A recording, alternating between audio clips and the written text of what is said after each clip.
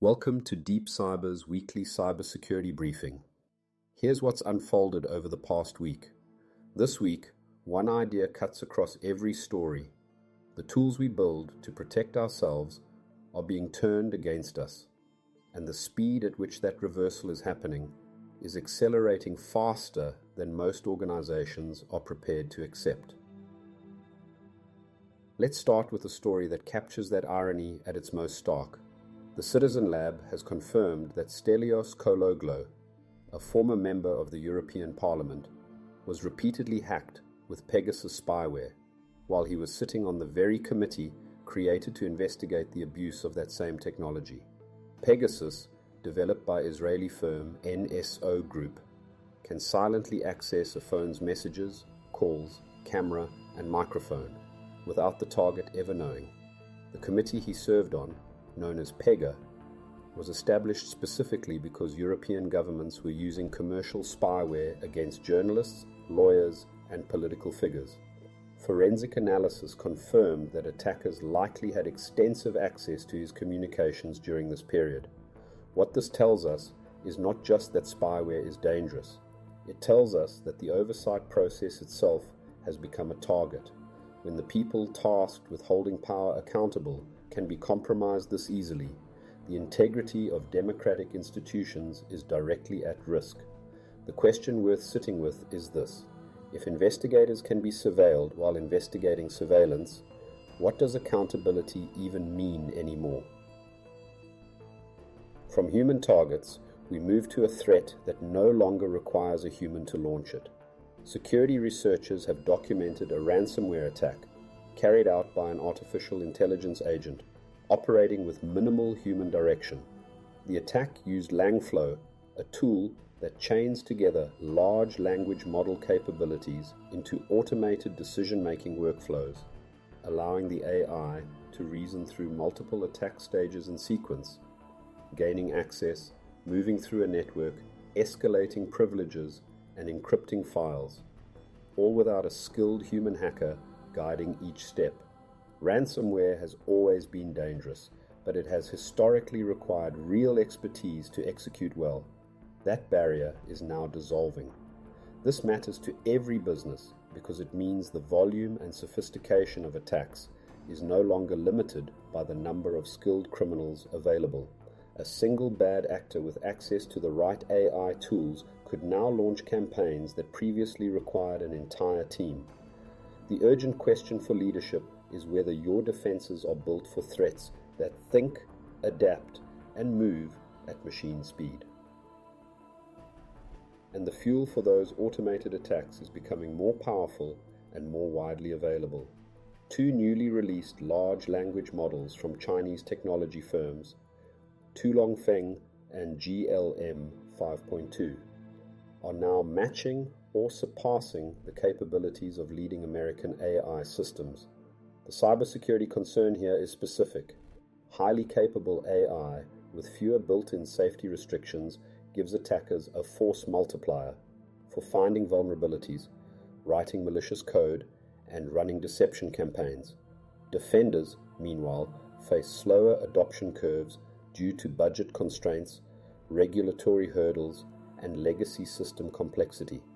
Attackers have always held an asymmetric advantage. They only need to find one gap, while defenders must protect everything.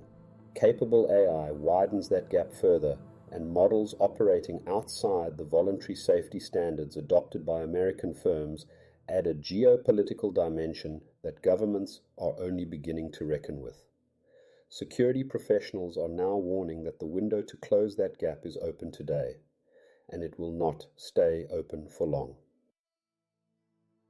Apple appears to have read that warning clearly. In a significant departure from decades of practice, the company has abandoned its traditional, predictable patching schedule in favor of faster, more frequent security updates. The driver is AI-assisted hacking, which has dramatically compressed what security professionals call time to exploit, the window between when a vulnerability is discovered and when attackers can turn it into a working weapon. Apple's old schedule gave users and IT teams breathing room to test updates before deploying them. That breathing room is now a liability. For businesses managing fleets of Apple devices, this is a direct operational signal. The gap between a patch being released and an attack being launched is shrinking to hours, not days. Automatic updates are no longer optional hygiene. They are a frontline defense. Speed is also the defining feature of the next story, but here it comes from criminals who have learned to coordinate. Security researchers are raising alarms after a ransomware criminal group formed a formal partnership with a hacking collective known as TeamPCP.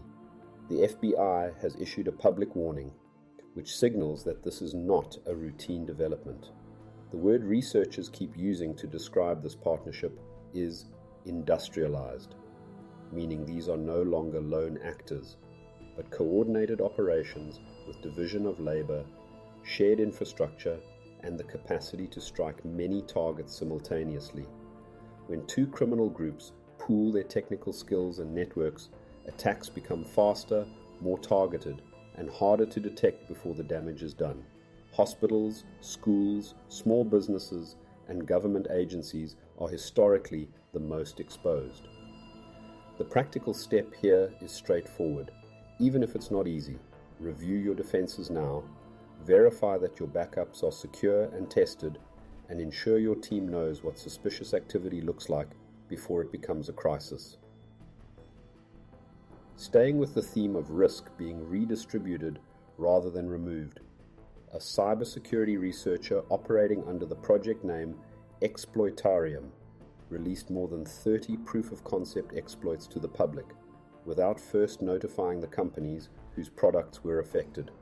A proof-of-concept exploit is a working demonstration of exactly how a software vulnerability can be attacked. The widely accepted standard in the security community, known as responsible disclosure, gives vendors typically 90 days to develop and release a fix before a flaw is made public. That standard was bypassed entirely here. The researchers' frustration with vendors who ignore or delay fixing reported vulnerabilities may be legitimate, but the immediate consequence is that cyber criminals now have a ready-made roadmap to attack systems that have no patch available. This is not an abstract ethical debate. Real users and real organizations are exposed today because of this decision. The question it forces is one the industry has never fully resolved. When a vendor fails to act, who bears responsibility for what happens next? And that question of who bears the burden brings us to our final story. Australia has made genuine progress in protecting everyday citizens from cybercrime. Stronger government regulation and investment by large banks and telecommunications companies have raised the defensive floor for ordinary Australians. But cybercriminals are adaptive.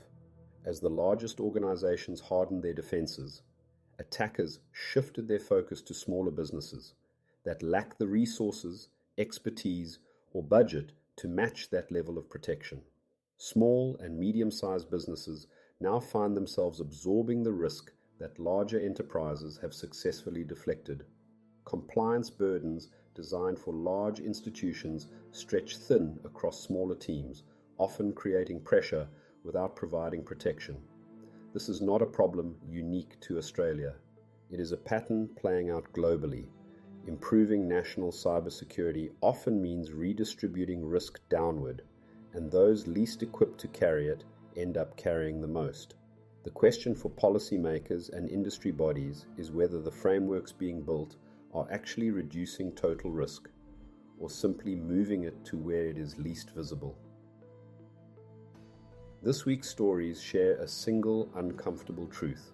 The tools, systems, and institutions we rely on to keep us safe, oversight committees, patching schedules, disclosure norms, national regulations, are being outpaced, circumvented, or turned against us. Attackers are organizing, automating, and accelerating. The gap between offense and defense is not a technical problem that will eventually be solved. It is a strategic one that requires constant, deliberate, and urgent attention from every organization at every level. Before you go, if this briefing gave you useful insight this week, follow Deep Cyber wherever you're listening. A rating or comment helps the right people discover the show. That's all for this week. Thanks for listening, stay safe, and we'll be back next week with more cyber security updates.